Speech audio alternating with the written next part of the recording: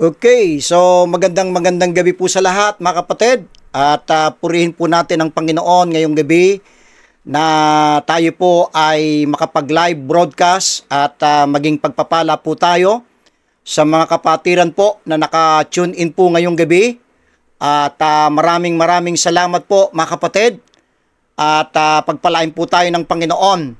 Ito pong aking broadcast ngayong gabi po ay ito po ay naituro ko po nung Sunday po sa aming church at nagkaroon lang ng problema po sa sound kaya po ito po ay inuulit ko ngayong gabi para po muli po nating mapakinggan at mapanood itong Bible exposition na to at makita po natin yung pinakaugat po dahil sa panahon po natin ngayon mga minamahal ay talagang marami na pong confusion, kaguluhan, maraming mga false doctrines, mga heresies, ang iba't ibang mga katuruan ang ating pong natutunghayan, napapakinggan.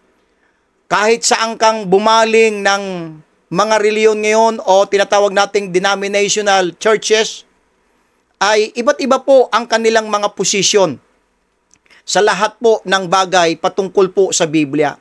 So ngayong gabi po ay ipanalangin po ninyo ang inyong lingkod na ngayong gabi po ay makatulong ako sa pamamagitan ng ganitong paghahayag, no? O Bible exposition nang sa ganun po ay mabigyan po talaga ng liwanag po ang pangangaral po ng salita ng Panginoon at ang aking panalangin ngayong gabi po. Alam po ninyo mga kapatid, ang inyo pong lingkod ay wala po kong ibang layunin kundi maging pagpapala po. Yung mga bagay po na sabihin po natin na ating pong napag-aaralan, nare-research po, ay nais ko po itong ibahagi po sa lahat. Dahil naniniwala ako na itong mga bagay pong ito ay malaki po ang maitutulong po, lalo na po sa mga kapastoran, sa mga preachers, at lalo na po sa mga ordinaryong miyembro po ng mga local churches. Ang aking pong layunin po ay makatulong po ko sa bagay po na to at ngayong gabi po ay talaga pong napakahalaga po itong ating pagtatalakay ngayong gabi. At hinihiling ko po na ang bawat isa po ay ngayong gabi po ay magkaroon po tayo ng unang po palagi po ang sinasabi ko po every time na ako po ay nagsasalita live po sa Facebook, ang kailangan po natin po ay bukas po na Biblia. Bukas na puso at bukas na kaisipan. Para nang sa ganun po ay naniniwala ko na ang katotohanan ay ating pong matutuklasan. At ito po ay tatayuan natin sa biyaya ng Panginoon. At ito po ang magsisilbi pong ating pong paninindigan hanggang sa dulo ng ating buhay o sa pagbabalik ng ating Panginoon. So magandang gabi po sa lahat mga kapatid. At may mga ilang mga kapatiran na po ang nakikita ko po dito po sa Facebook Live. At salamat po sa inyo pong suporta po. At marahil yung iba po ay kasalukuyang pa lang marahil ang iba'y nasa biyahe, pauwi pa lang sa kanilang mga trabaho, ay minabuti ko po ngayong gabi po ay mag-broadcast. Bagamat medyo hindi po agad dito po ay mahabang announcement. Kasi po ayoko pong makipagpaligsahan kanino pa man. Na po? Kung sakali mang po ako po ngayon ay nagbo-broadcast, wala po kong ibang layunin kundi po magbahagi po ng salita po ng Panginoon. At hindi po ko nakikipagpaligsahan kanino mang grupo. Ang aking layunin lamang po ay magpahayag po ng mga katotohanan base po sa bukas na salita ng Diyos, mga minamahal. Dito po sa bukas na salita ng Panginoon, ay ito po ang magbibigay po sa atin ng liwanag po mga minamahal. So ngayong gabi po ay hinihiling ko po ang bawat isa po na tayo po ay manalangin. Ngayong gabi tayo po ay manalangin.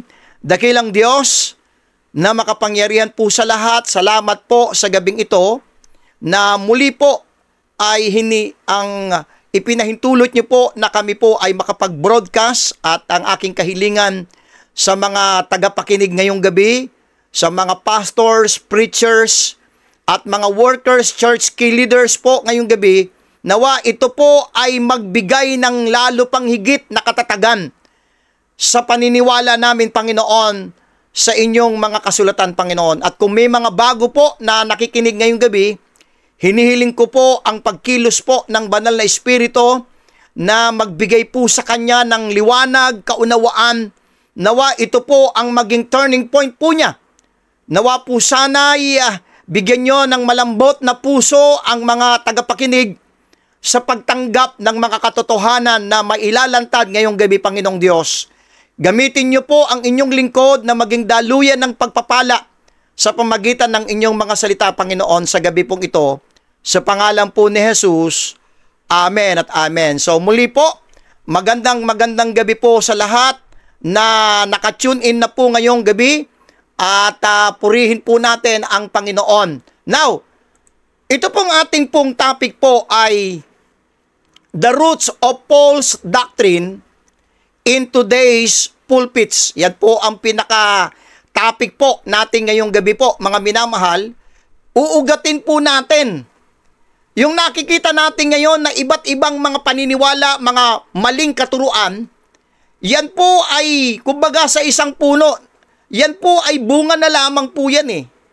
Ngayong gabi po ay uugatin natin saan talaga nanggaling, nag-ugat, yung mga maling doktrina na yan, na hawak-hawak po ng mga denominational churches today. Under po ng ating title po ng ating lesson ngayong gabi, The Roots of False Doctrine in Today's Pulpits, ay a study of how fallen truth was willfully abandoned.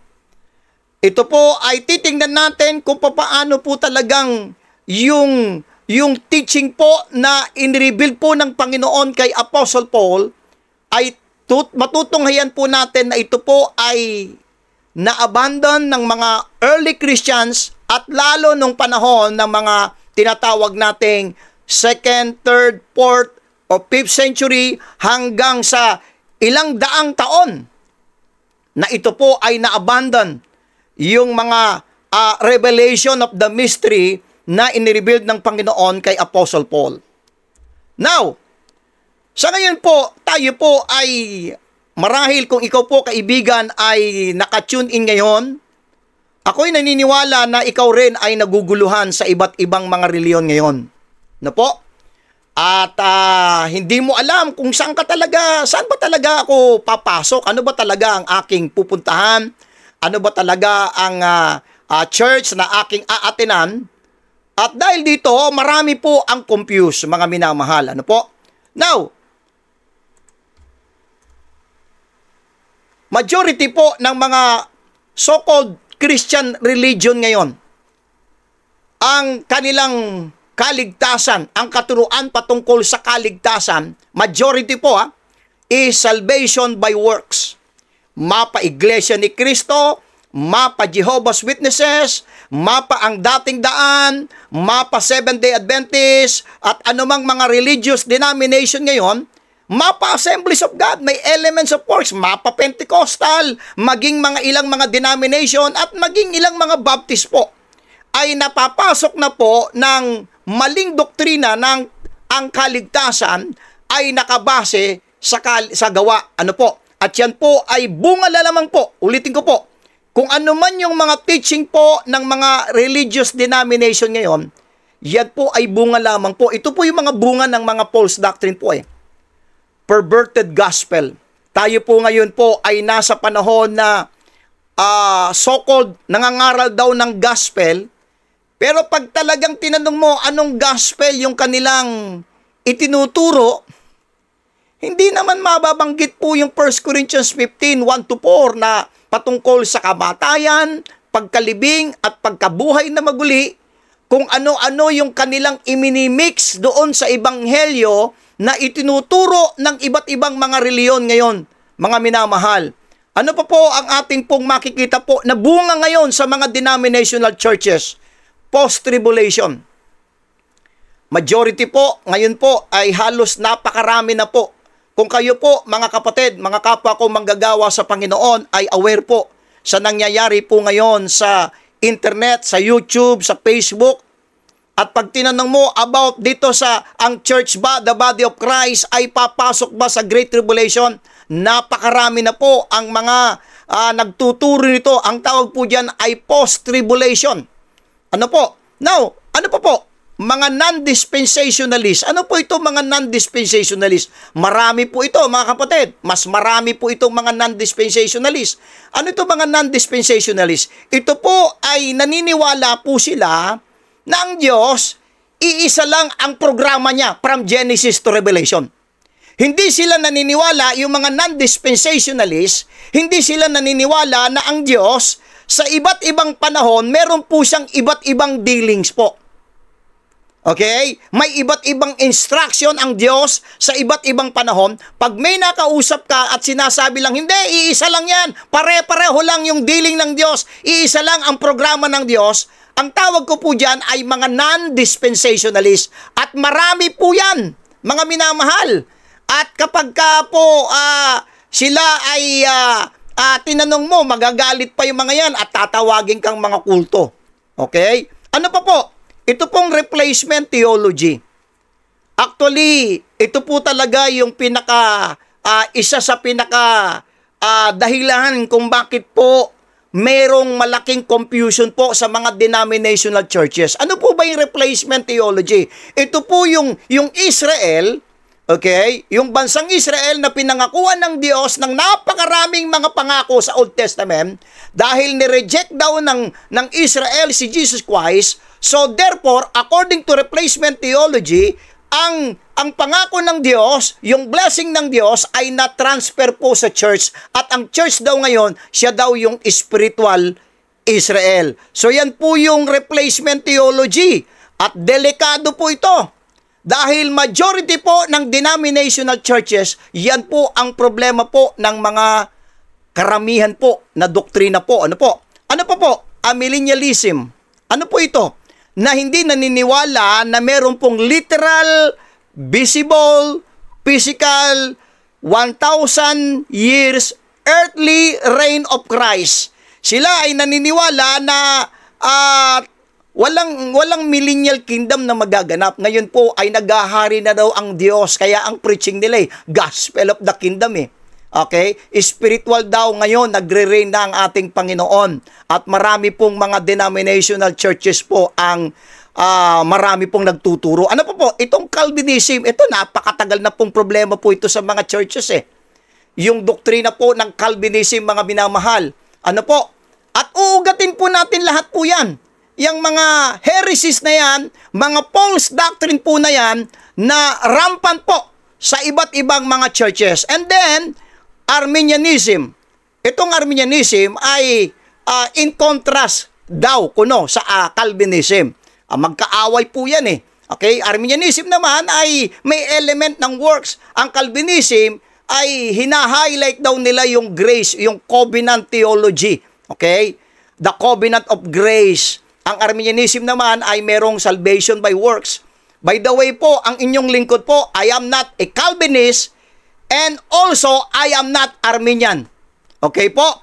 Hindi po ko Arminian. Okay? So, yan po yung ating pong mga uugatin po itong mga ito And then, ito po, yung bagong-bago, Baptist Brideism. Ang Baptist lang daw ang ikakasal kay Kristo. Siya na lang daw ang bride. Si Kristo daw ay Baptist. Marami po nakakalungkot. At yan po yung mga denominational churches ngayon. Ano pa po? Pentecostalism. Naku, ito po, talagang pure emotion po ito Talagang matindi po itong Pentecostalism. Okay? At naniniwala sila na meron pang revelation na nagpaprophesy, nag-speaking tongues, may mga healing, may mga miracles, may mga signs and wonders. At kinukuha nila ang mga miyembro nila sa magitan ng kanilang mga emotions. Ano pa po? Itong mga kulto.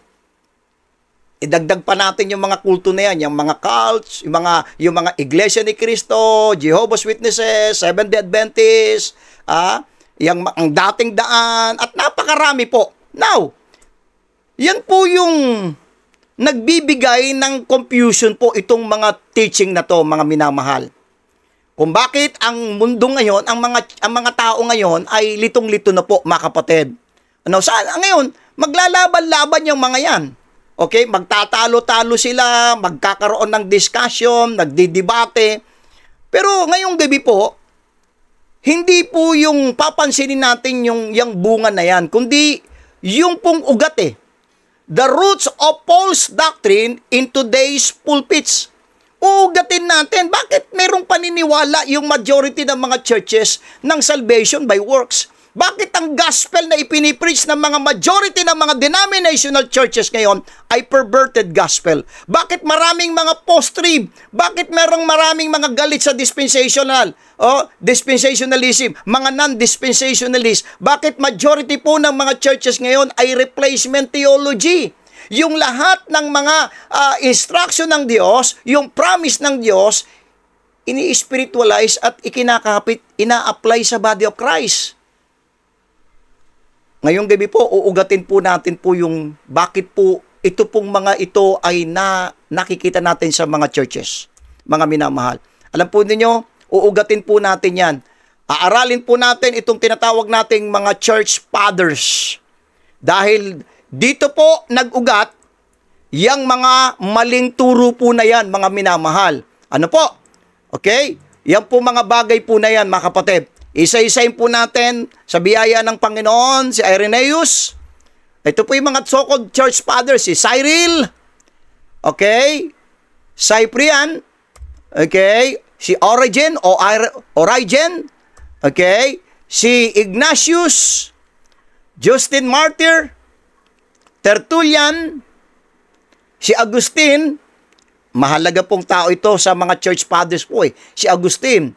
At saka si Origen, okay? At si Ambrose, si Clement of Alexandria, mahalaga tao po ito. Isa po sa mga kinikilala pong church fathers po ito Si Jerome, ito po, ano po? At si John Chrysostom and Eusebius of Caesarea, okay? Yan po yung mga tao, yan po yung ugat. At yan po ay dadako tayo sa history at titingnan po natin dahil ito po yung nagbigay ng pundasyon sa lahat ng maling doktrina sa ating panahon ngayon. Kaya nga po, ito pong ating pong pag-aaral ay a study of how fallen truth, yung mga teaching na inirebuild ng Panginoon kay Paul, Apostle Paul po, was willfully abandoned.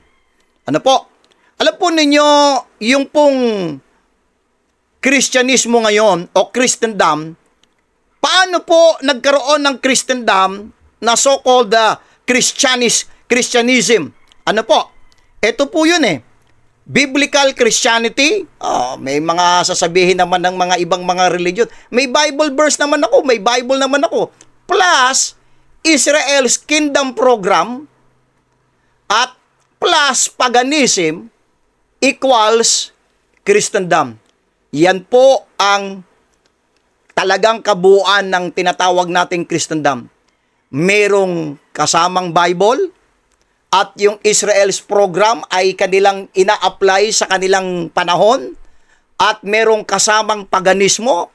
Yan po yung Christendom sa ating panahon po ngayon. Now, alam po ninyo mga kapatid, kung talagang Biblia lamang po talaga ang ating pong pag-uusapan mga kapatid, kung Bible lamang po ang ating pong talagang pag-uusapan po mga kapatid, ay maliwanag naman sa Bible na meron pong 3 distinct people in the Bible. Hindi ka malilito Sa 1 Corinthians 10:32, merong Jew, merong Gentiles, and the Church of God.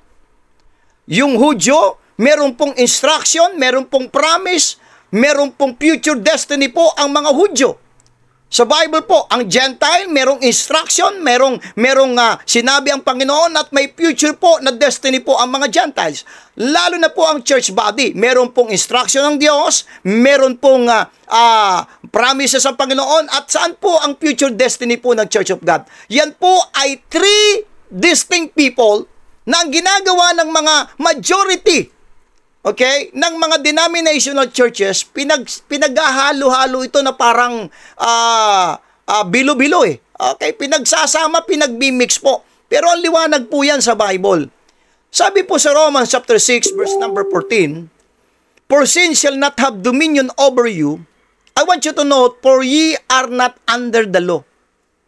Ang liwanag po mga minamahal ng Romans 6:14. Pero bakit maraming mga religious denomination ngayon, ibinabalik tayo sa batas?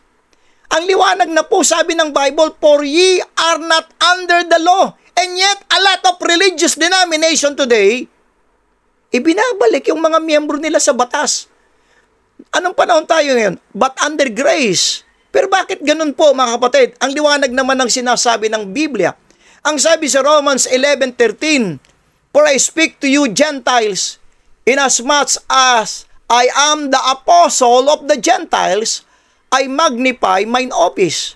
Ang liwanag naman po ng sinasabi po ng Biblia mga kapatid, na si Apostol Pablo po, he is the apostle to the Gentiles. And yet, maraming mga denominational churches ngayon na ini-ignore yung messenger ng Panginoon sa panahon ng dispensation of grace. Okay? Yan po yung nakalulungkot po sa ating panahon po ngayon. Pagpatuloy po tayo. Sabi sa Romans 15:16, sabi niyang Bible, "That I should be the minister of Jesus Christ to the Gentiles." Ang liwanag ng sinasabi ni Apostol Pablo "Ministering of the gospel of God, that the offering up of the Gentiles might be acceptable, being sanctified by the Holy Ghost." Ephesians 3:1, "For this cause I, Paul, the prisoner of Jesus Christ, for you Gentiles." Romans 11:13, "I am the apostles of the Gentiles." Romans 15:16, siya po ay minister of Jesus Christ to the Gentiles. Ephesians 3:1, "For you Gentiles." Dagdagan pa po natin, Ephesians 3:8, "Unto me one less than the least of all saints is this grace given, that I should preach among the Gentiles the unsearchable riches of Christ." Mga kapatid, ang liwanag naman ng mga talata na ito, and yet bakit maraming mga bulag sa mga talatang ito mga kapatid? Ano po ang problema? Yun po yung uugatin natin mga minamahal Tingnan po natin sa 1 Timothy chapter 2 and verse number 7. 1 Timothy chapter 2 verse number 7, "Whereunto I am ordained." I want you to note, inordain po si Apostol Pablo para maging preacher. "I am ordained a preacher and an apostle. I speak the truth of Christ and lie not, and a teacher of the Gentiles in faith and verity." Mga minamahal, ang liwanag po ng 1 Timothy 2:7, the Apostle Paul was ordained, number 1, preacher, number 2, apostle, number 3, a teacher. Para kanino? Of the Gentiles. Pero bakit marami pong nagbubulag-bulagan dito sa mga talatang binabasa po natin mga kapatid? Sabi po dyan, balikan po natin, siya po ay ordained preacher, apostle, teacher. Saan? Para kanino? Sa mga Gentiles. Dagdagan pa po natin. Ito po, 2 Timothy 1:11. Doon sa talatang binasa natin kana, ordained. Dito naman, "Whereunto I am appointed." Ang liwanag po. Ano po appointed? Number 1, a preacher. Number 2, an apostle. And then number 3, a teacher of the Gentiles. Pero mga kapatid, nalulungkot po ako. Pero bakit napakarami pong bulag dito sa mga katotohanan ito na binabasa po natin, mga kapatid? Bakit marami pong mga bulag? At yan po, mamaya po, later po, ay ating pong tatalakayin po, mga kapatid.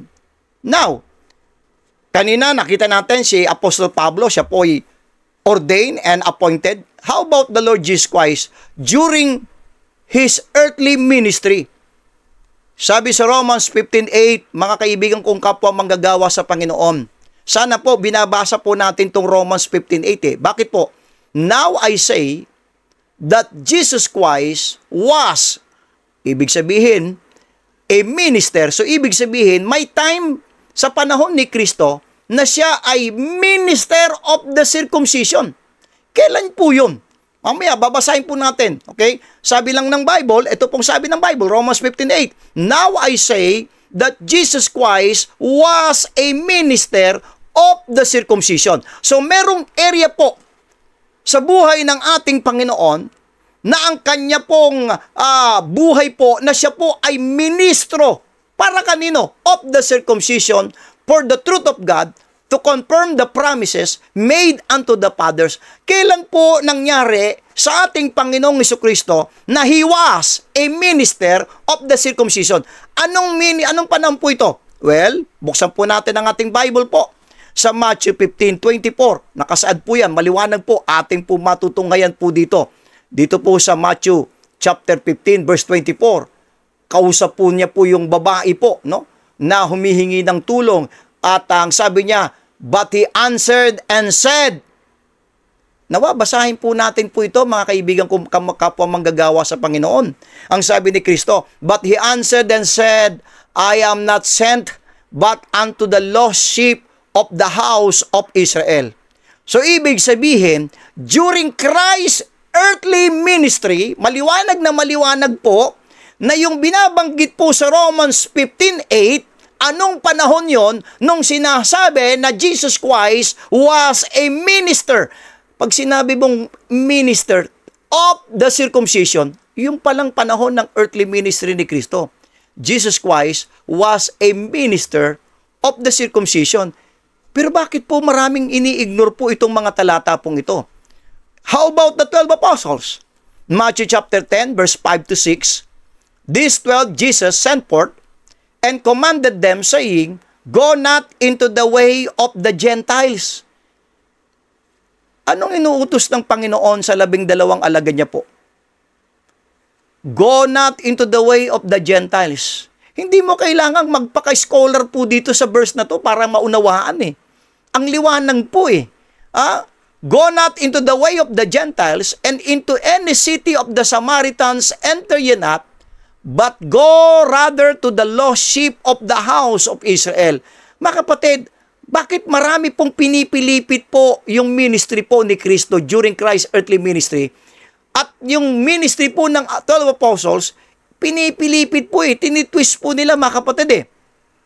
At ito po ang nakalulungkot po mga kapatid. Ang dami pong mga Bible colleges po sa ating panahon ngayon. Okay? Pero yung 2 Timothy 2:15, hindi po ito yung kanilang dahilan kung bakit po paanong pag-aaralan ang banal na kasulatan. Sabi sa 2 Timothy chapter 2 and verse number 15, ito po ang nakasaad po. Study to show thyself approved unto God, a workman that needeth not to be ashamed, rightly dividing the word of truth. Mga minamahal, meron pong instruction ng Diyos po sa atin, lahat po ng mga mangangaral po. Binigyan po tayo ng kautusan ng Panginoon na pag-aralan po ang salita niya. At paano natin pag-aaralan po ang Bible? Rightly dividing the word of truth. Now, alam po ninyo mga kapatid, nalulungkot po ako sapagkat yung salitang dispensation po ay nasa Bible po, mga minamahal.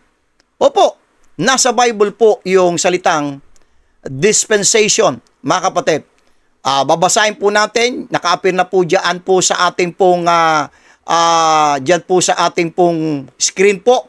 Itong mga talatang ito, 1 Corinthians 9:17, Ephesians 1:10, Ephesians chapter 3 verse number 2, Colossians 1:25. Babasahin po natin isa-isa po yung mga talata po yan. Nawa po ay samahan po ninyo kung buksan ang inyong mga Biblia para po, katulad ng sinasabi ko sa inyo, bukas na Biblia po ang kailangan po pag nag-aaral po tayo. 1 Corinthians chapter 9. Kaya po hinihiling ko po na samahan niyo po kung buksan din ang inyong mga Biblia diyan sa inyong mga kinalalagyan. Ano po? Na naka-tune in ngayon. Okay? Sige po. 1 Corinthians chapter 9. Babasa po tayo, ilang talata yan? 4 na talata po. Babasahin ko po, 1 Corinthians chapter 9, verse number 17. Ang sabi po ng banal na kasulatan, "For if I do this thing willingly, I have a reward. But if against my will," watch po, tingnan po natin, "a dispensation of the gospel is committed unto me." So, yung word na dispensation po, wag po tayong matakot. Okay? Bakit marami pong mga tagapagturo dito sa Facebook at nagpo-post, takot na takot sa salitang dispensation? Nasa Bible po siya eh. Dagdagan pa po natin, Ephesians 1:10. Ephesians chapter 1, verse number 10. Kung maka-atake sa mga dispensationalist, wagas eh. Ephesians chapter 1, verse number 10. Okay? Ephesians chapter 1, verse number 10. Ang sabi po sa Ephesians 1:10, okay? Nais kong makita po natin po ito pong bagay po na to. Napakahalaga po ito eh. Sabi po sa verse number 10, okay? That in the dispensation of the fullness of times, He might gather together in one all things in Christ, both which are in heaven and which are on earth, even in Him. Another verse, Ephesians chapter 3, verse number 2. Nawa po, muli po, ay samahan niyo po kung buksan ang ating mga Bible po. Ephesians chapter 3 and verse number 2 po. Ang sabi po sa Ephesians chapter 3, verse number 2, "If you have heard of the dispensation of the grace of God, which is given me to you ward." And then last verse po, Colossians chapter 1, verse 25. Colossians chapter 1 and verse number 25. Colossians chapter 1, verse 25. "Whereof I am made a minister, according to the dispensation of God, which is given to me for you to fulfill the word of God." So, mga minamahal, hindi po nakakatakot yung salitang dispensation po. Kasi po, nabanggit po siya sa Bible. Kaya't kapag sinabi mong I am a dispensationalist, it means to say, ikaw ay Bible believer. Ikaw ay naniniwala na ang Diyos ay meron pong dispensasyon na inilatag sa banal na kasulatan. Pero nalulungkot po ako kapag sinasabi mong I am a dispensationalist, kung ikaw man ay dispensationalist, iba't ibang mga pangungutya, mga salitang hindi magaganda ang ikakapit sa'yo. Ngayong gabi po, meron po tayong mga sinipi po na mga videos po dito. At tingnan po natin, okay, na talagang maraming tao na galit po dito sa salitang dispensation eh. At galit na galit dito po sa mga dispensationalists. At maging dito po sa Pilipinas. Ano po? Kaya, by way of introduction lamang po, nasa introduction pa lamang po tayo, pero later po, uugatin po natin yung problemang ito. Bakit po maraming mga tao na mga religious denomination ngayon na nasa Bible naman yung salitang dispensation, pero galit na galit po sila. So ngayong gabi po ay makinig po tayo dito sa mga videos po na akin pong ipi-play at pakinggan po natin ng maigi po ito. Okay? At tunghayan po natin na maraming mga religious denominations ngayon naggalit po dyan sa dispensation. Okay? Okay po. Tingnan po natin. Ito po ay nilagyan ko number 1, number 2 para hindi po kayo malito.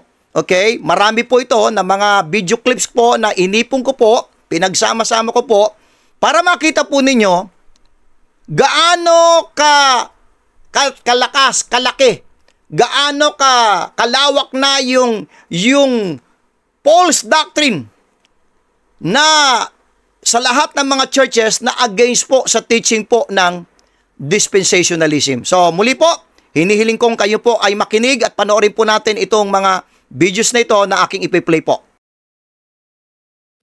I'm Evangelist Bruce Mejia from Faithful Word Baptist Church in Amani, California. The film you're about to watch is a documentary exposing the heresy of dispensationalism. Faithful Word Baptist Church has teamed up with Verity Baptist Church in Sacramento, California to expose this heresy, but also to educate Christians regarding this dangerous doctrine that has permeated many churches.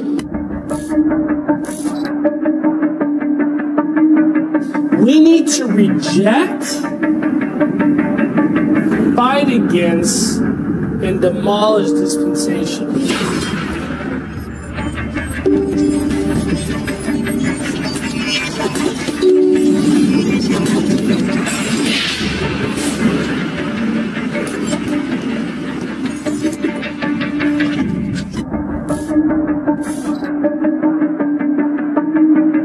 We need to reject,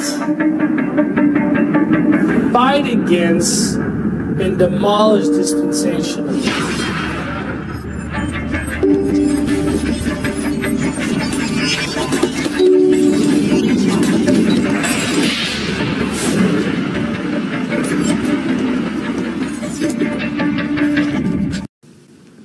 Hi, I'm Pastor Tommy McMurtry from the Liberty Baptist Church in Rock Falls, Illinois. And right now, I just want to come to you, and this is going to be my first of a series of videos debunking dispensationalism. Dispensationalism is a false doctrine that unfortunately has made it into many Baptist churches. We have a major problem. Many dispensationalists, not all, simply cannot defend the consistency, coherency, and cohesiveness of Scripture. Everyone they know that they must rightly divide the word of truth, only to butcher the gospel. There is a pox on the Christian church today. There is a cancer within fundamentalism. If your theology isn't consistent, it isn't biblical theology. I am growing in Christ, and I am not being deceived by false teachers. Rightly dividing is a heresy.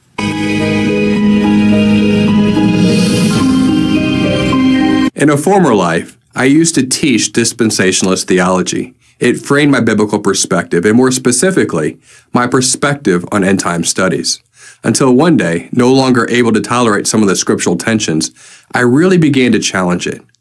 I placed so much trust in pastors and theologians on the matter that it was, in fact, the moment in which I really began to really assume I knew nothing and then test everything.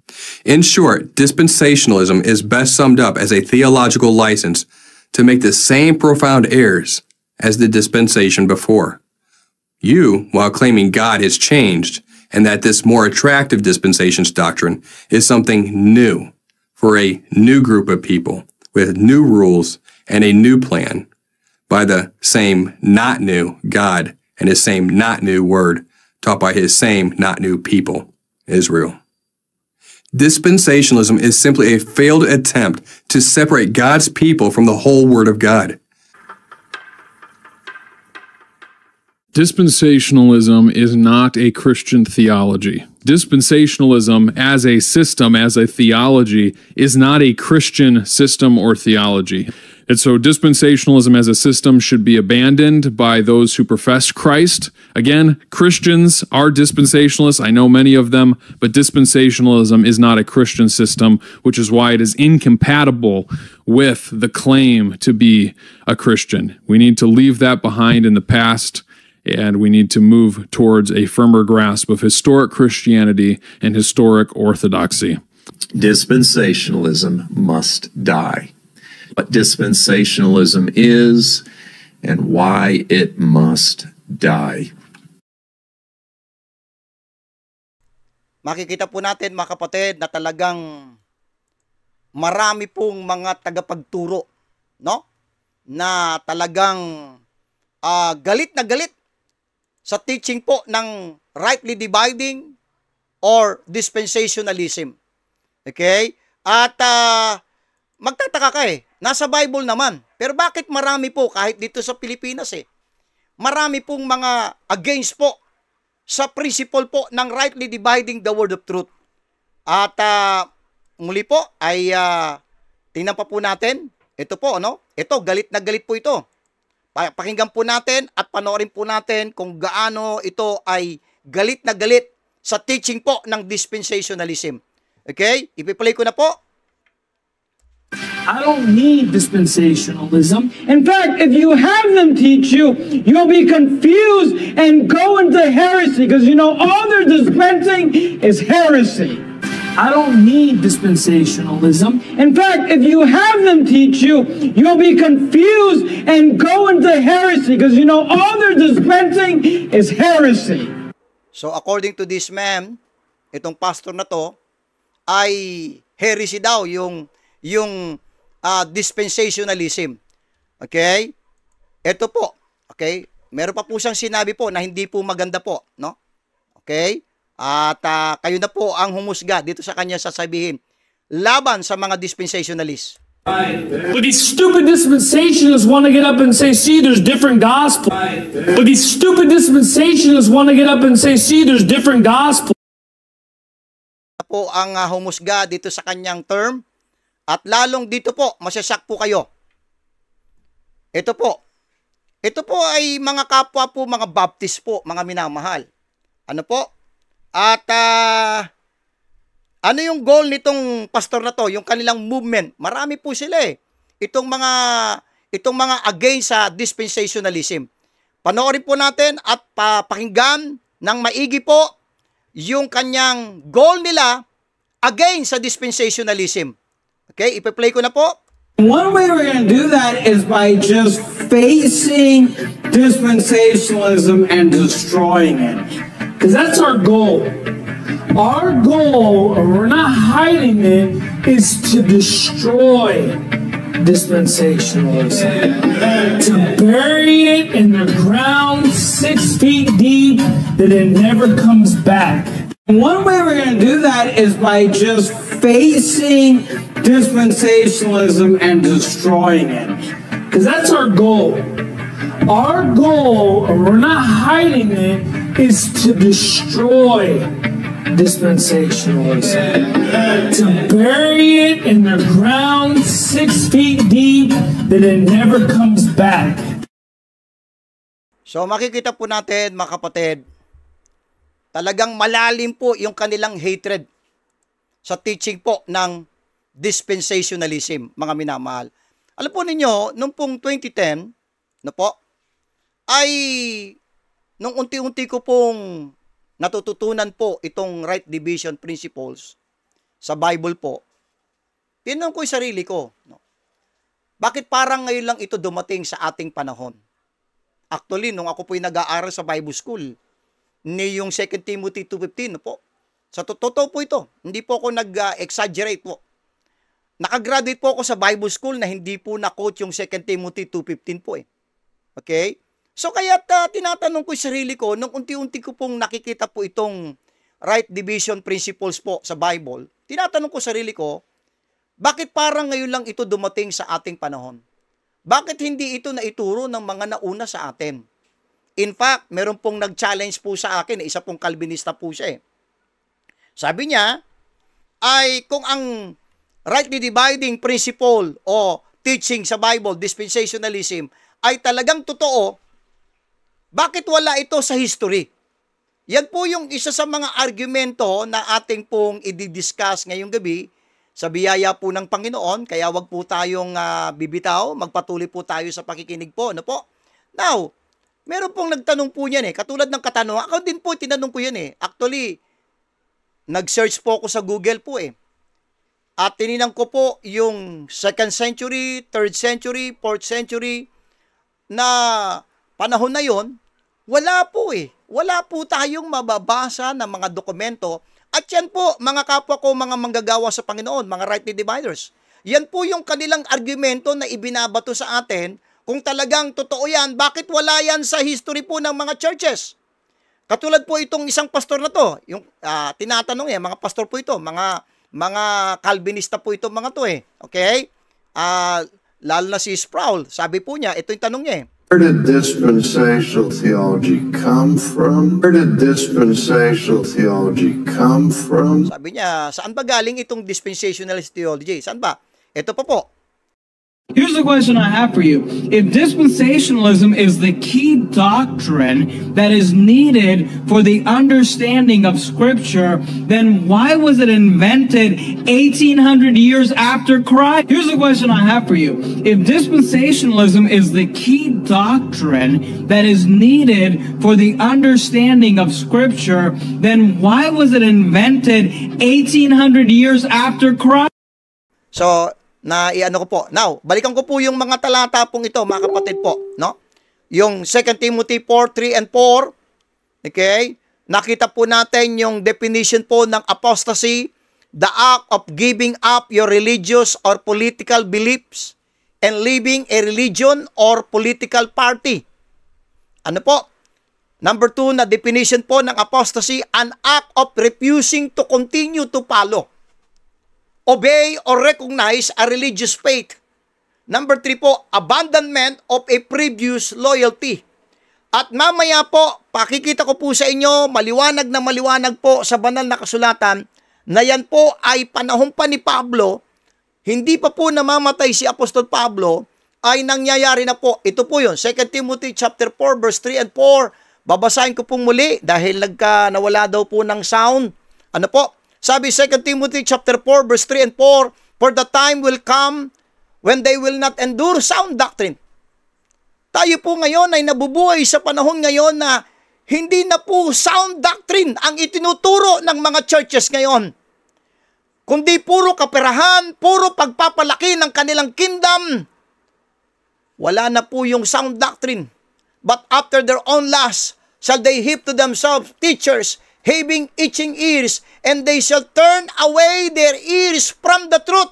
Pag sinabing ang kanilang mga patahinga ay lalayo na sa pakikinig ng katotohanan, Bible po salita po ng Diyos, mga minamahal, and shall be turned unto fables. Alam nyo, karamihan po sa mga doctrine ng mga local churches ngayon, mga denominational, mga kwento-kwento lang, mga invento lamang po, mga minamahal. Ang sabi sa 1 Timothy chapter 4 verse 1, now the Spirit speaketh expressly that in the latter times some shall depart from the faith, giving heed to seducing spirits and doctrines of devils. Mga kapatid, mga minamahal, diyan po sa live po, dito sa Facebook live, mag-ingat po tayo, mayroon pong doctrines of devils At ito po ay, sabi diyan, giving heed to seducing spirits, mapanghikayat po ito Hihikayatin ka talaga dito Okay? Ang sabi po sa 2 Timothy chapter 2 verse 16, but shun profane and vain babblings, for they will increase unto more ungodliness, and their word will eat as that a canker, of whom is Hymenaeus and Philetus, who concerning the truth have erred. Ibig sabihin, itong dalawang taong ito na binabanggit po ni Apostol Pablo, okay, ay mga kasamahan niya po ito And yet, ang sabi po dito po, who concerning the truth have erred, saying that the resurrection is past already, and overthrow the faith of some. Ito'y nakalulungkot. May dalawang lalaki po na nasa katotohanan dati, lumayo, nag-apostasy po, at ang masakit, nang damay pa ng iba.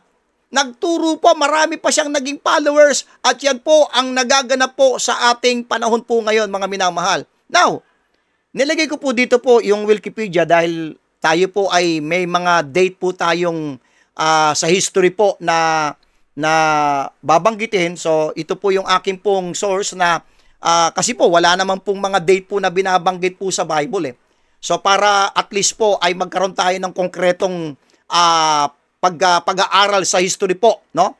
Ay inilagay ko po dito yung Wikipedia, the pre-encyclopedia. Now, si Paul po around 31 to 36 AD po, ito po yung panahon na si Apostol Pablo po sa road to Damascus ay na-encountered po niya ang ating Panginoong Jesucristo. Okay? At mula doon sa Acts 9 ay nangaral po si Apostol Pablo at maraming kapahayagan ang ibinigay ang Panginoon o tinatawag nating direct revelation from our Lord Jesus Christ na nireveal ng Panginoon kay Apostol Paul. Now, around AD 67 po, okay, Basahin po natin 2 Timothy chapter 1 verse number 15. Okay? 2 Timothy chapter 1 verse number 15. Ngayon po, maunawaan po ninyo, bakit po mas majority ng mga denominational churches ngayon ay hindi po tamang pagtaaral po ng Biblia ang kanilang ginagawa. Wala pong rightly dividing the word of truth. Bakit mas majority po ang against sa right division? Bakit majority ng mga churches ngayon against sa dispensationalism?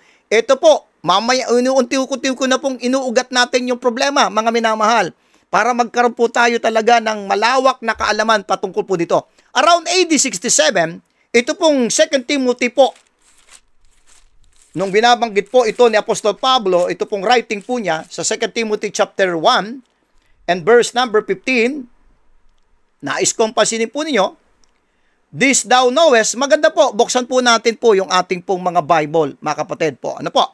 2 Timothy chapter 1 verse 15, this thou knowest, that all they which are in Asia, ang nakalagay po dyan all, hindi po some, okay? Hindi po iilan. Ang sabi diyan, all. Ang sabi ng Bible, this thou knowest, that all they which are in Asia, I want you to note this, be turned away from me, of whom are Phygellus and Hermogenes. Okay? Meron pong dalawang tao na marahil ay nag-lead dito sa mga lahat ng mga churches, all in Asia, which are in Asia, be turned away from me. So, ibig sabihin po, mga minamahal, nakalulungkot man itong katotohanan ito na buhay pa si Apostol Pablo, nagkaroon na ng malawakang apostasiya sa mga churches. Especially po, yung Asia po. Sabi diyan, that all they which are in Asia be turned away from me. So, ibig sabihin po, mga churches po ito sa Asia po na willfully, inabandon po nila yung mga fallen truth na inirebuild ng Panginoon kay Paul. And then around AD 68 po, noong si Paul was killed during the Neronian persecution po, under the reign of Nero po, no? At siya din po ang nag-destroy po ng Jerusalem, okay? Maging yung templo po, no? So, AD 68, no? Now, before AD 68, around AD 67, nagkaroon na po ng malaking apostasiya.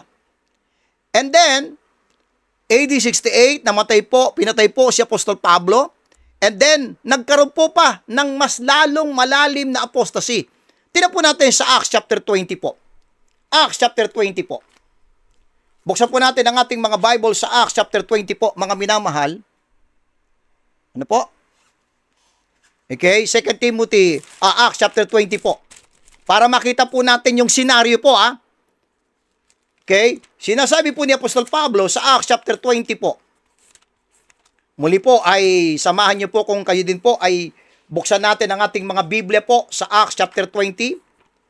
Ay may binabanggit si Pablo po rito po Kaya talagang meron pong naganap na apostasiya po. Before namatay si Apostol Pablo and after po ng kanyang kamatayan. Ang sabi po sa Acts chapter 20, okay, verse, nais kong tunghayan po natin itong mga bagay na to, okay, dito po sa Acts chapter 20, verse, pagkamatay niya, sabi niya, verse 28, okay, verse 28, binabasa ko po, Acts 20:28, take heed therefore unto yourselves and to all the flock, over the which the Holy Ghost hath made you overseers to feed the church of God, which He hath purchased with His own blood. Verse 29 po. Nais kong pasinin po niyo yung sinasabi po sa verse 29. For I know this, that after my departing, He's talking to His death po. Pagkatapos po ng kanyang, siya po'y mamatay, sabi po ng Bible, shall grievous wolves enter in among you, not sparing the flock. Verse 30, also of your own selves shall men arise, speaking perverse things, to draw away disciples after them. Before and after the death of Apostle Paul, meron na pong nagaganap na apostasiya po, mga kapatid. Now, after po ng kamatayan ni Apostol Pablo po, around AD 100 up to AD 787, ito po yung tinatawag po sa church history po na patristic era. O ito po yung panahon na tinatawag nilang church fathers. Nais kong pansinin po ninyo to, mga kapatid, ha? Before Paul na siya po ay pinatay, sabi ng 2 Timothy 1:15, that all they which are in Asia shall be turned away, tumalikod willfully, they abandon fallen truth. And then after ng kamatayan ni Apostol Pablo, higit pang lalong lumawak yung apostasiya. And around 100 AD to AD 787, dito po pumasok po itong mga tinatawag nating church fathers o patristic era, mga minamahal. Ilang taon po itong mga church fathers na ito? 687 years. Mga minamahal, mahalaga po itong panahon na ito eh. Mahalaga po ito eh. Bakit po mahalaga ito na dapat nating, dahil ito po yung ugat ng lahat ng mga heresies. Dito po sa patristic era ang naging dahilan kung bakit maraming mga maling doktrina. Ano po? Ano-ano yung mga na form po, mga kapatid, na develop na mga new doctrines, invented teaching dito sa panahon ng tinatawag nating patristic era. Salvation by works. Later po, iisa-isahin po natin itong mga church fathers, ano yung kanilang paniniwala patungkol sa salvation. At makikita po ninyo, masasyak po kayo, itong mga taong ito, they believe that salvation is by doing good works, by doing law, by sa pamagitan ng pagsunod ng mga batas, mga minamahal. Ano pa po? Church, dito po sa panahon ng patristic era, dito po na-imbento o na-develop yung doktrina na ang church ay siya yung spiritual Israel. Nang ibig sabihin po sa ating panahon ngayon ng mga theologians, replacement theology. Majority po ng mga church fathers, yan po ang kanila pong stand at paniniwala. Dito po sa panahon na yan, na-develop po yan. Okay? And then, dito po lumitaw yung doktrina po ng amillennialism. Okay? Later po, isa-isahin po natin itong mga church fathers. Okay? Uulitin ko, babalik tayo ng AD 67, nagkaroon na ng apostasiya sa Asia, all in Asia. And then after ng kamatay ni Paul, nagkaroon talaga ng apostasiya. Dito pumasok itong mga church fathers at sila po ang nag-founded ng mga new doctrine. Sila po ang dito po nag-evolve yung mga churches ngayon, yung mga doktrina ng mga denominational churches. Ano pa po yung na-develop sa panahon na ito, mga kapatid? Post-tribulation. Majority po, okay, ng mga church fathers po ay post-trib po sila. Naniniwala sila na ang church ay papasok sa tribulation. Okay? Kaya kapag mayroon ka nakahanap na post-trib, ang challenge, hindi makaka-relate po kayo dito. Ang i-challenge sa'yo, sige nga, hanapin mo sa panahon ng 100 to 787 kung may nagtuturo ng premillennialism. Ipapakita nila sa iyo itong mga church fathers na naniniwala sa post-trib. Okay? Bakit po? Ulitin ko po, bago po dumating yung church fathers, meron pong naganap ng malaking apostasiya po, mga kapatid. And then, ito pong hierarchy. Okay? Nagbago po yung sistema po ng mga local churches during Acts period po. Wala pong mataas, wala pong centralized, wala pong bishop, may pope, may cardinal, merong mga laymen, merong mga mas mataas. Pero dito sa panahon ng patristic era po, dito po nagkaroon ng mas mataas na parang mga local churches at merong nagro-rule na isang tao. Yan po yung mga na-develop at napakarami po na nag-evolve na mga teaching po na yan po yung dala-dala ngayon ng lahat ng mga denominational churches po. Now, year 1800 po by the name of John Nelson Darby po. At babalikan po natin po ito later po. Ano? Ito pong ating ginagawa pong pagtuturo po ay part 1 pa lamang po ito. Hindi ko po ito matatapos. Pero nais ko pong subaybayan po natin po ito pong bagay po ito. Mahalaga po ito mga kapatid. Now, siya po ang tinawag po na the father of dispensationalism. Kaya kapag may nakaharap ka ng mga non-dispensational, sasabihin sa iyo, 1800 lang lumitaw yung dispensationalism. Wala yan ng panahon ng 100 AD to 787. Bakit po? Kasi po nagkaroon ng abandonment. Diyan pa lang sa 2 Timothy 1:15 ay tinalikuran yung teaching po na nirebuild ng Panginoon kay Apostle Paul. Now, ito po, isa pong non-dispensationalist para patunayan ko po sa inyo na tama yung sinasabi ko. Okay? Ito po yung kanya pong sinasabi po. Okay? A-agree po itong taong ito dito sa ating ginawang chart po, no? A-agree po siya dito po. Okay? Pakinggan po natin. Mga minamahal. Dispensationalism as a system, as a theology, is not a Christian system or theology. And there's a few reasons for this. Number one, the first reason that I think is just most fundamental is that dispensationalism is a modern invention. It's unheard of in the Christian church throughout history. You don't see this doctrine. You don't see this way of reading the Bible and really sectioning and dividing scripture. You don't see it anywhere in church history. Ulitin po natin. Tama po ito eh. Agree po ako dito po. Sa taong ito, sa kanyang sinasabi po.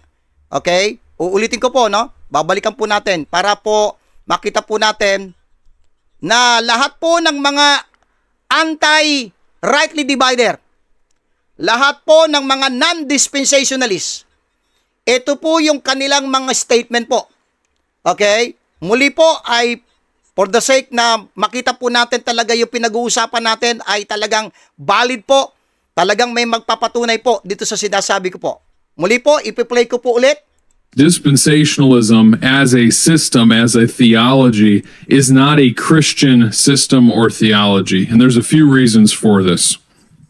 Number one, the first reason that I think is just most fundamental is that dispensationalism is a modern invention. It's unheard of in the Christian church throughout history. You don't see this doctrine. You don't see this way of reading the Bible and really sectioning and dividing scripture. You don't see it anywhere in church history. So, talagang wala ka talagang makikita. Now, ito pa po. Dagdagan pa po natin.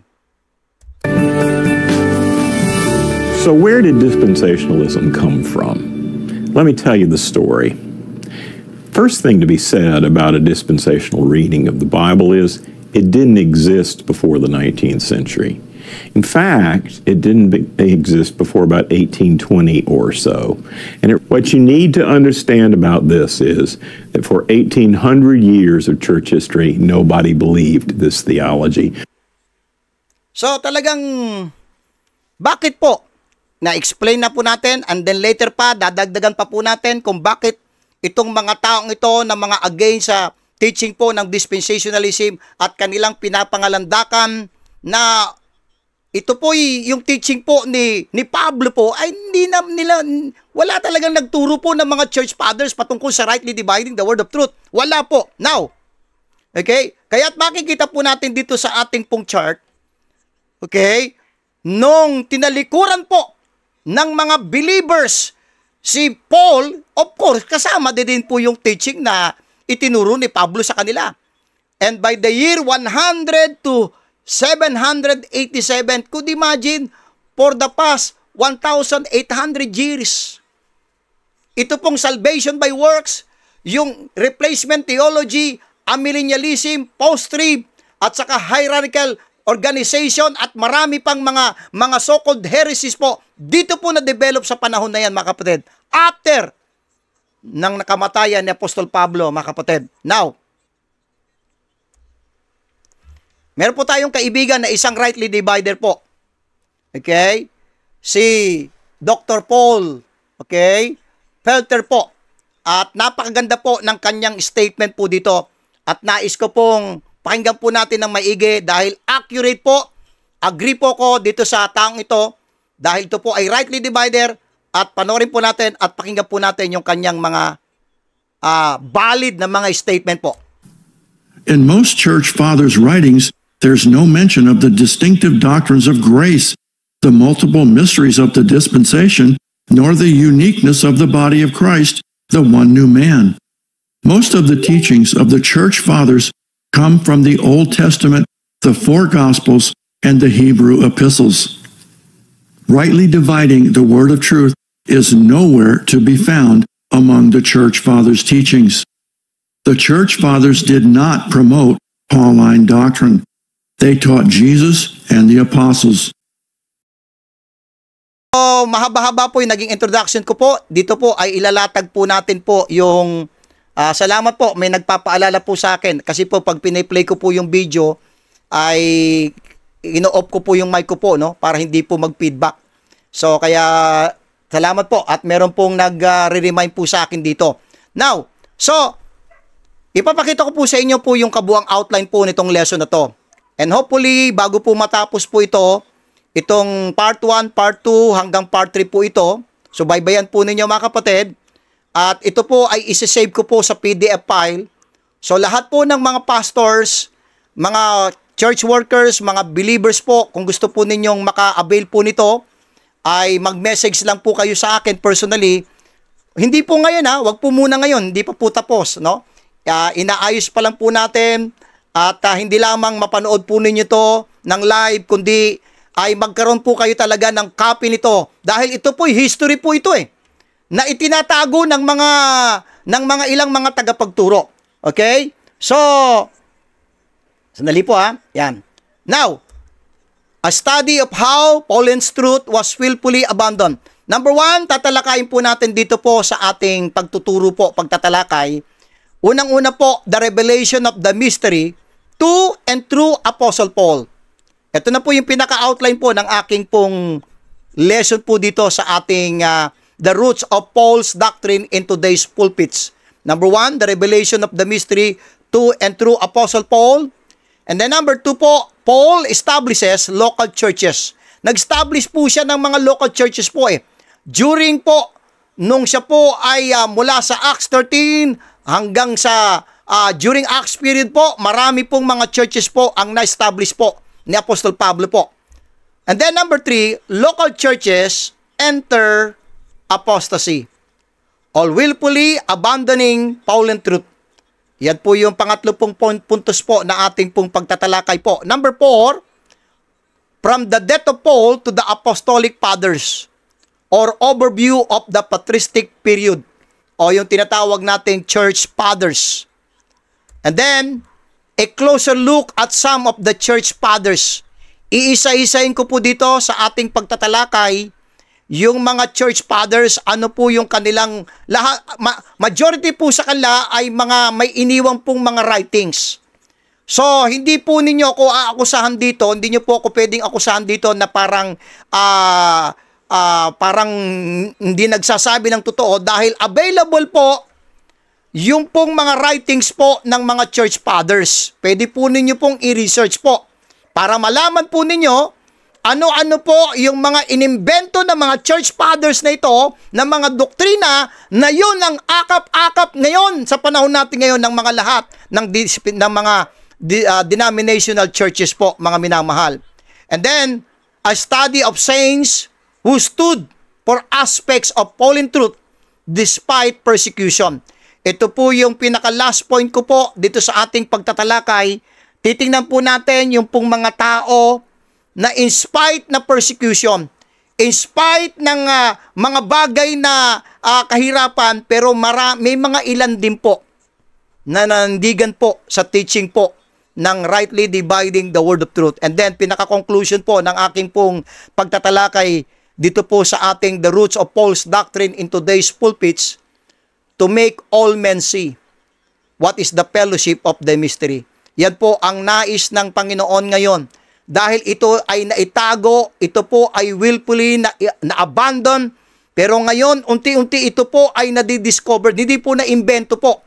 By the way, ang katotohanan po ay available in every generation. Hindi po nawala yung truth po sa bawat panahon. By the way po nililiwanag ko po rito. Okay? Ano po ang nangyari po? Yung truth po always available. Yung mga tao po ang tumalikod doon sa mga katotohanan na itinuturo po ng banal na kasulatan. Ano po? Now, mag-start po tayo sa number 1 po. The revelation of the mystery to and through Apostle Paul. Okay? Ano-ano po ba ang revelation na inirevealed ng Panginoon kay Apostol Pablo, dahil kailangang maunawaan po natin malaki pong bagay na makita mo natin ano ba yung inabandon ng mga, ano ba yung tinalikuran ng mga all of Asia. Okay? Isa-isayin po natin po rito mga kapatid po, mga minamahal. In time past, okay? In time past po mga kapatid, ay ito pong revelation of the mystery po ay inireveal po ng Panginoon. Ito po sabi sa 1 Corinthians chapter 2. Muli po ay samahan niyo po kung buksan ang ating mga Biblia po sa 1 Corinthians chapter 2 verse number 9. Okay? 1 Corinthians chapter 2 and verse number 9. Sabi po sa 1 Corinthians chapter 2 and verse number 9. But as it is written, eye hath not seen, nor ear heard, neither have entered into the heart of man the things which God hath prepared for them that love Him. So, ito pong mystery na to, hindi po ito nakita ng mata, narinig, at na-perceive ng tao in time past, mga minamahal. Basa pa po tayo, Colossians 1:26. Ito pong revelation of the mystery to and through Apostle Paul, ito po ay hid from ages and generations po Colossians chapter 1 and verse number 26 po. Colossians chapter 1 and verse number 26. Colossians chapter 1 and verse number 26 po. Sabi po sa Colossians 1:26, even the mystery which had been hid. Itong mystery na to na nirevealed kay Paul, ito pong sabi ng Bible, which had been hid from ages and from generations, but now is made manifest to His saints. But in time past, ito po ay hid from ages. Nais kong pasinin po nyo yung division na gagawin ko po rito. Meron pong tinatawag ang Bible na in time past.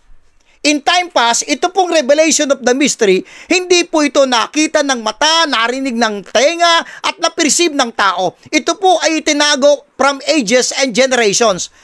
Ephesians chapter 3 verse number 5, ito po ay in other ages was not made known. Ang sabi po sa Ephesians chapter 3 and verse number 5, sabi po sa Ephesians chapter 3 and verse number 5, nali po okay? Ephesians chapter 3 and verse number 5 says in verse 5, which in other ages. Ano po itong tinago na to?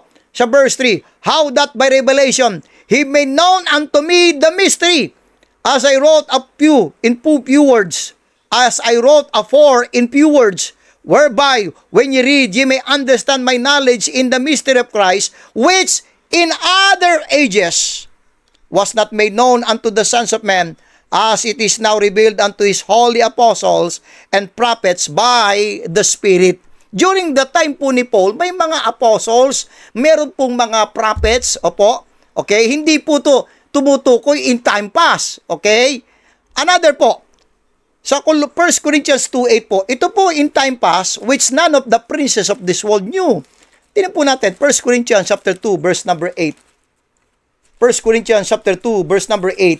Sabi po sa verse number 8, which none, by verse 7, mas maganda basahin ko po verse 7, but we speak the wisdom of God in a mystery, even the hidden wisdom, which God ordained before the world unto our glory, which none of the princes of this world knew. For had they known it, they would not have crucified the Lord of glory. Ito po yung in time past hid in God, Ephesians chapter 3, verse number 9. Nais kong maunawaan po natin mga kapatid, na ito pong revelation of the mystery to and through Apostle Paul, in time past, hid in God po ito eh.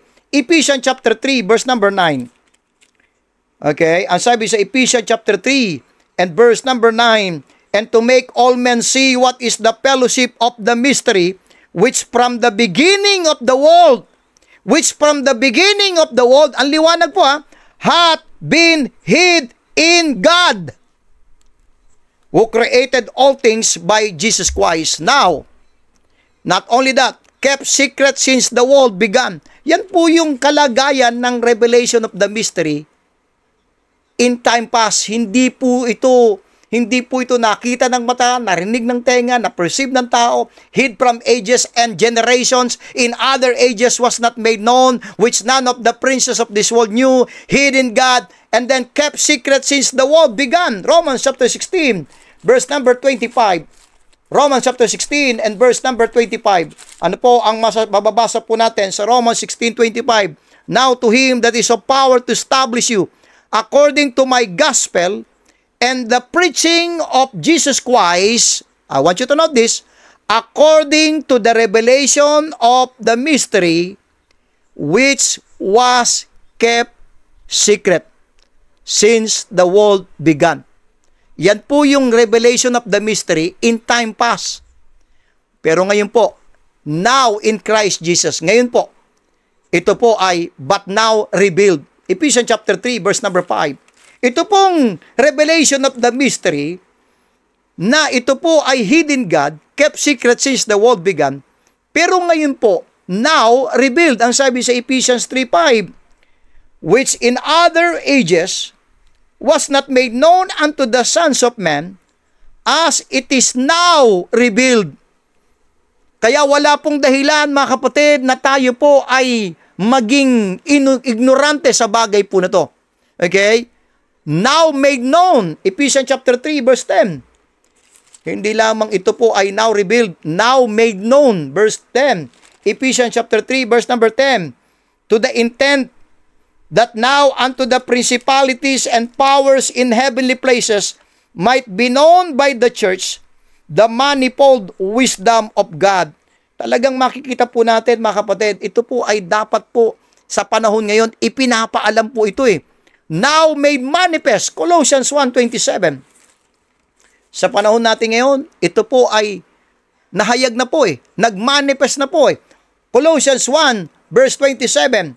Ang sabi po sa Colossians 1:27, to whom God would make known what is the riches of the glory of this mystery among the Gentiles, okay, which is Christ in you, the hope of glory. Ang sabi niya, to whom God would make known. Ipinapaalam na po ito, mga kapatid. Okay? Now made manifest, ang sabi sa Colossians 1:27, to whom God would make known what is the riches of the glory of this mystery among the Gentiles, which is Christ in you, the hope of glory. Ano pa? These mystery truths are the eternal purpose, God purpose in Christ Jesus. So ito pong revelation na to, it was revealed to and through Apostle Paul po, mga minamahal, mga kapatid. Now, bilisan po natin. Ano ba itong mga mystery truths na to na nirebuild ng Panginoon kay Apostle Paul? Okay, isa-isay po natin dito para malaman natin later po o sa part 2 po natin, ano ba yung inabandon nila? Ano ba yung kanilang tinalikuran? Kailangan makita po natin, ano ba yung mga revealed truth na ito, mga mystery truths na nirebuild ng Panginoon kay Apostle Paul. Number 1, eternal life. Titus chapter 1. Muli po, samahan niyo po kung buksan ang ating mga Bible po sa Titus chapter 1. Buhay na walang hanggan. Titus chapter 1, verse 1 to 3. Okay? Paul, a servant of God and an apostle of Jesus Christ, according to the faith of God's elect and the acknowledging of the truth which is after godliness, in hope of eternal life, which God that cannot lie, promised before the world began. Ito pong eternal life na ito, pinramis na before the world began. Pero I want you to note verse 3. But hath in due times manifested this word through preaching, which is committed unto me. Yung pong preaching na to, itong eternal life na ito, ay nagmanifest through preaching, at ito po ay, sabi ng Bible, which is committed unto me according to the commandment of God our Savior. Ito po yung mystery truths that God revealed to Apostle Paul. Eternal life ay matatagpuan lamang sa ating Panginoong Jesucristo, hindi sa reliyon, hindi sa ano pumang bagay, hindi sa gawa. It is only through our Lord Jesus Christ, at ito po ay revealed kay Apostle Paul. The dispensation of the grace of God. Ito po yung mga mystery truths po na nirevealed po ng Panginoon kay Apostle Paul. Eternal life, the dispensation of the grace of God, Ephesians chapter 3. Imagine mo ang liwaliwanag ng Biblia, tapos sasabihin mo, hindi lang si Apostle Pablo ang nasabihan to. Ano sinasabi po sa Ephesians chapter 3, verse 2 and 3? Okay? Basahin po natin verse 1. For this cause I, Paul, the prisoner of Jesus Christ, for you Gentiles, if ye have heard of the dispensation of the grace of God, nais kong pasinin po niyo, susunod kong babasahin, which is given me to you ward. In-rebuild ng Panginoon to, mga kapatid, kay Apostol Pablo, para kanino? Para sa body of Christ. To you ward. Verse 3, how that by revelation he made known unto me the mystery, as I wrote afore in few words. So ito pong dispensation of the grace of God. Isa po ito sa mga mystery truths po na nireveal ng Panginoon kay Apostle Paul. Kaya time and time again, ang emphasis po ng Romans 2:5, it's all about grace po. The dispensation of the grace of God. Mga kapatid, ano pa po? One body. Ephesians chapter 3 po. Ito po yung mga mystery truths po na nireveal po kay Apostle Paul. Ephesians chapter 3. Once again, balik po tayo sa Ephesians chapter 3. Huwag po tayong mapagod, magbasa. Kahit na nabasa mo na, sige lang po. Okay? Malaki po ang may tutulong nito. Pagkalalo po tayo nagiging pamilyar sa mga verses po ng Bible. Ephesians chapter 3, verse 5 and 6. Which in other ages was not made known unto the sons of men, as it is now revealed unto his holy apostles and prophets by the Spirit. Ano po ba ito? That the Gentiles should be fellow heirs and of the same body and partakers of his promise in Christ by the gospel. Meron pong one body, which is the church, na binabanggit ni Pablo, na ito po ay nirevealed ng Panginoon sa kanya, na ito pong one body na ito po ay composed of Jew and Gentiles in one body, mga minamahal, at ito po ay nirevealed ng Panginoon kay Apostol Pablo. Number 4, Christ in the believers. Colossians chapter 1. Colossians chapter 1, verse 25 to 27. Colossians chapter 1, verse 25. Sabi niya, whereof I am made a minister according to the dispensation of God, which is given to me for you to fulfill the word of God. Verse 26, even the mystery, which had been hid from ages and from generations, but now is made manifest to his saints, to whom God would make known what is the riches of the glory of this mystery. Ano ba ito? Among the Gentiles, which is Christ in you, the hope of glory. The indwelling of Christ sa mga believers. Never in time past na nangyari po yan, na merong permanent indwelling na nananahan na Kristo sa bawat mananampalataya po. Okay? And then not only that, hindi lamang Christ in the believers, kundi the believers in Christ. Ito po yung reciprocal indwelling of Christ. Si Kristo ay nasa atin at tayo ay nasa Kanya. Amen? And then number 6, salvation without works. Hindi nyo ba alam na isa sa mga mystery truths na nirevealed ng Panginoon kay Apostle Paul is salvation without works? 2 Timothy chapter 1. 2 Timothy chapter 1. Verse 9 to 11. 2 Timothy chapter 1 verse 9 to 11. Who hath saved us? Past tense po and called us with an holy calling, not according to our works, but according to His own purpose and grace, which was given us in Christ Jesus before the world began, verse 10, but now is made manifest by the appearing of our Savior Jesus Christ, who hath abolished death and hath brought life and immortality to life through the gospel. Yung pong salvation without works na yan, okay, ay nagmanifest by the appearing of our Savior Jesus Christ, who hath abolished death and hath brought life and immortality to light through the gospel. Verse 11. I want you to note verse 11. Whereunto, ayan po I am appointed a preacher and an apostle and a teacher of the Gentiles. Ang bira, mga kapatid, kaya pagka ikaw po ay mag-e-emphasize ng salvation through faith, okay, by grace through faith, saan ka tatakbo? Sa Ephesians chapter 2 verse 8 and 9.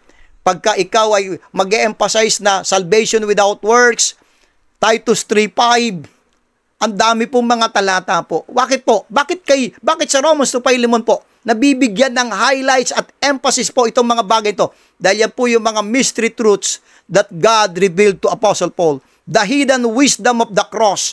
Hindi nyo ba alam na merong hidden wisdom of the cross? Okay? Meron pong other side na mensahe po na nakatago doon sa kamatayan ng ating Panginoon. 1 Corinthians chapter 2, verse 6 to 9. Howbeit, we speak wisdom among them that are perfect, yet not the wisdom of this world, nor of the princes of this world that come to naught. But we speak the wisdom of God in a mystery, even the hidden wisdom, which God ordained before the world unto our glory, which none of the princes of this world knew. For had they known it, they would not have crucified the Lord of glory. Bakit po? Dahil doon sa hidden wisdom of the cross, meron pong naganap sa kamatayan ng ating Panginoon, mga kapatid. And talks about the body of Christ, mga minamahal. Number 8, the preaching of the risen Christ seated in the heavenly places. Kaya't ang preaching po ni Paul, in heavenly places. We are seated in heavenly places. Nowhere in time past na itong teaching na ito ay naituro po sa Old Testament, sa Matthew, Mark, Luke, and John. Ito pong mystery truths na to na in-reveal po kay Apostle Paul. The rapture of the church. 1 Corinthians 15. 1 Corinthians chapter 15 po. Kung imagine mo, papatunayan mo yung rapture, pupunta ka sa Matthew 24, ang labas mo, post-trib. Kaya marami pong mga Baptist pastor ngayon na naging post-trib na Totoo po yan. Okay? Hindi na naniniwala na magkakaroon muna ng rapture before tribulation. Abay, hahanapin mo sa Matthew yung rapture. Ano bang sabi ni Pablo sa tungkol sa bagay na to? 1 Corinthians chapter 15, verse 51. 1 Corinthians 15, verse 51. Behold, I show you a mystery. Ano tong mystery na to? We shall not all sleep. Bakit? Pagdating ng rapture, yung mga nabubuhay kay Kristo, sabi sa Philippians chapter 3, verse 20, papalitan. At sa 1 Thessalonians chapter 4, okay? We shall not all sleep, but we shall all be changed. Gaano kabilis ang kaganapan ito? In a moment, in a twinkling of an eye at the last trump, for the trumpet shall sound, and the dead shall be raised incorruptible, and we shall be changed. So, ito po yung mga mystery truths po, mga brethren, na makikita po natin na nireveal po ng Panginoon kay Apostle Paul. Okay? Now, so, pangalawa po, na puntos po, magkaroon muna po tayo ng break po, sandali po, no, mga kapatid. At,